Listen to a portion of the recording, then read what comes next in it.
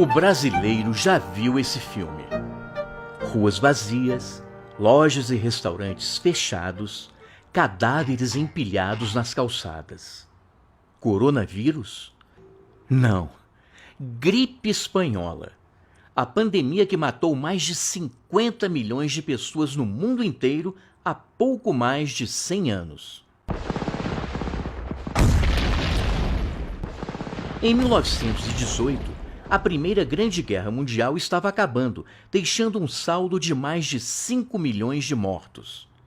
Mas algo muito pior estava a caminho.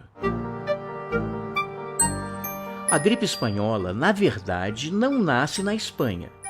Os primeiros casos surgem em alojamentos militares nos Estados Unidos e numa base inglesa na França. Mas como a imprensa dos países em guerra estava sob censura, a notícia da pandemia começa a aparecer mesmo nos jornais da Espanha, que não participava da guerra. A gripe, causada pelo vírus influenza H1N1, se alastra rapidamente pelo mundo e em setembro de 1918 chega ao Brasil a bordo do navio inglês Demerara. Mas é claro que existem teorias da conspiração que dizem o contrário. Foram os alemães que engarrafaram o vírus e jogaram nas praias brasileiras. De uma hora para outra, milhares de pessoas infectadas começam a morrer. Carlos Seidel, uma espécie de ministro da saúde daquela época, não dá muita bola e diz que a espanhola é apenas uma gripezinha de caráter benigno. Ele não decreta quarentena e ainda propõe censurar a imprensa brasileira, que leva pânico à população. Mas são justamente os jornais que revelam o que está acontecendo aqui e no resto do mundo. Para vencer a pandemia, o remédio conhecido é isolamento e internação hospitalar. Como não há hospitais públicos no Brasil, o desespero é geral.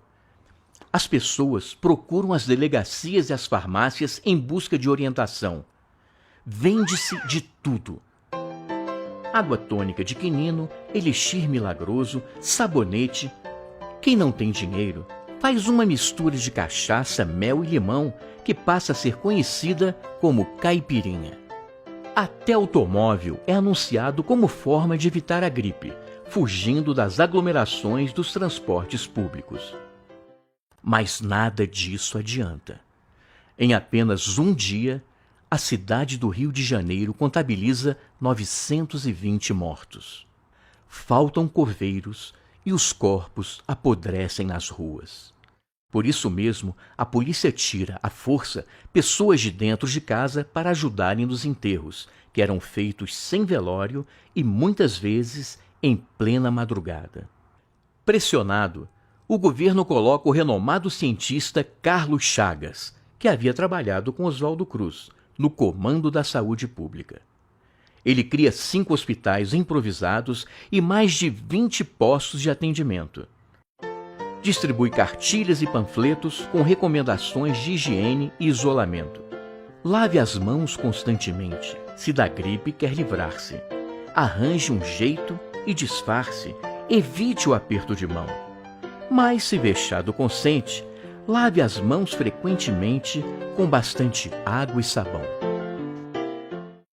Aos poucos, as medidas começam a dar certo e tudo passa, inclusive a crise na educação, já que os estudantes que haviam perdido 2 meses de aulas passam de ano automaticamente.